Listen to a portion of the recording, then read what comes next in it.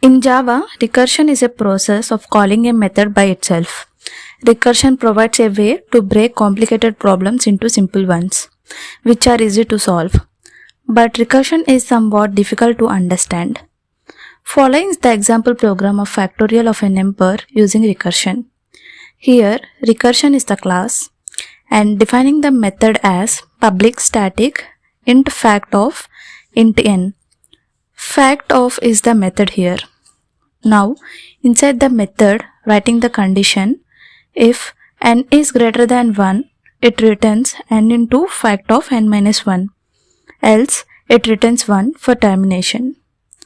Now, inside the main method, giving the value of n as 10. Int f equal to fact of 10. That means to find the factorial of 10 and printing its value. System.out.println factorial of 10 plus f, which returns the value of f. This is how it works. Given n value as 10, it checks the if condition 10 is greater than 1, which is true.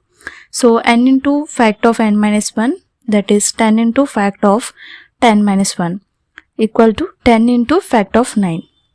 Now here fact of 9 is n equal to 9. 9 is greater than 1, which is true. 9 into fact of 9 minus 1, that is 9 into fact of 8. So 10 into 9 into fact of 8. Now here fact of 8 equal to 8 into fact of 7. 10 into 9 into 8 into fact of 7.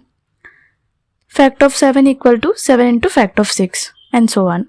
So it will be 10 into 9 into 8 into 7 into 6 into 5 into 4 into 3 into 2 into fact of 1. After reaching fact of 1, n equal to 1, 1 is greater than 1, which is false. It returns 1 and terminates. So the output here is the value of 10 into 9 into 8 into 7 into 6 into 5 into 4 into 3 into 2 into 1. It prints output as factorial of 10, 36,28,800.